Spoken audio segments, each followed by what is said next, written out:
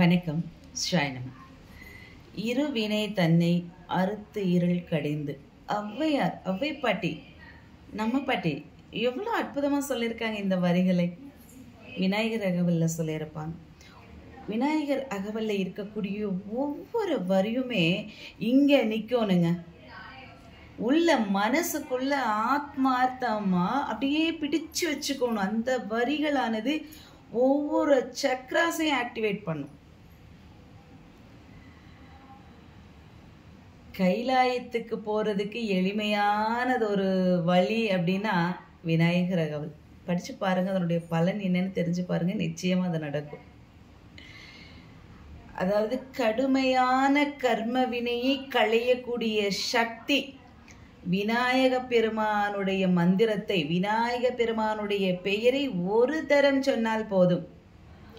எந்த பெயர் வேணாலும் இருக்கட்டும். விநாயகருக்கு 1000 பெயர்கள் இருக்கு. எத்தனை பேரை உங்களுக்கு என்ன பேர் பிடிச்சிருக்கோ அந்த பேரை சொல்லுங்க. ஒரே தடவை சொன்னா போதும்.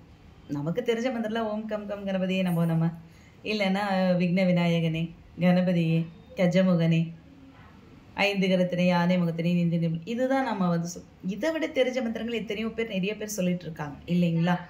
அப்போ ஓம் நமசிவாய, ஓம் நமசிவாய, ஓம் நமசிவாய, ஓம் நமோ நாராயணாய, ஓம் சரவணபவ, ஓம் நமோ பகவதே ருத்ராய நமக. இந்த மந்திரங்களை எல்லாம் நம்ம திரும்ப சொல்லும் பொழுது எண் அடிப்படையில், எண்ணிக்கையின் அடிப்படையில் 51, 108, 1008, 1008 இந்த மாதிரி எண்ணிக்கையின் அடிப்படையில் உச்சாடனம் செய்து மந்திர உரியேற்று அதற்கு உயிர் சக்தி நம்ம கொடுத்து வச்சிருப்போம். இப்போ ஒவ்வொருத்தவங்களை பார்க்க வராங்க, அவங்களுக்கு விபூதி, நமசிவாய மந்திரம் சொல்லி விபூதி கொடுத்தீங்கன்னா, அவங்களுக்கு ஒருவேளை தீராத தலைவலி இருந்துச்சு அப்படின்னா கண்டிப்பாக அவங்களுக்கு அந்த விபூதி கொடுத்த மாத்திரத்திலேயே அவங்களுக்கு சரியாகும். இது அனுபவமான உண்மை.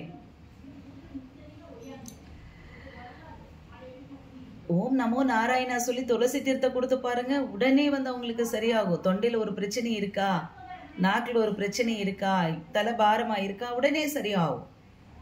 ஓம் சரவணபவன், இதுக்கு சொல்ல வார்த்தைகளே இல்லை. அனைத்தும் ஓமுக்குள் அடக்கம்.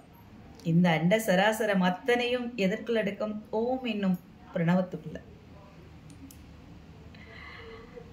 அகார உகார மகாரம் இல்லைங்களா? இந்த அச்சரங்கள் ஓம் நாம ஒரு தடவை சொன்னாலே போதும். அப்படின்னு சொல்லும் போதே நாம அண்ணனை கும்பிடும் போதே தம்பியையும் கும்பிட்ட மாதிரி ஆயிடுச்சு. அதனால கடுமையான கர்ம வினைகளை களையக்கூடிய சக்தி விநாயக பெருமானுக்கு உண்டு. அவருடைய பெயரை ஒரே ஒரு இடம் சொன்னாலே போதும். எண்ணிக்கையின் அடிப்படையில் சொல்வது அவரவர் விருப்பம். ஒரு முறை சொல்லி பாருங்களேன், உங்களால் மாற்றத்தை நிச்சயமாக உணர முடியும். ஸ்ராயணம்.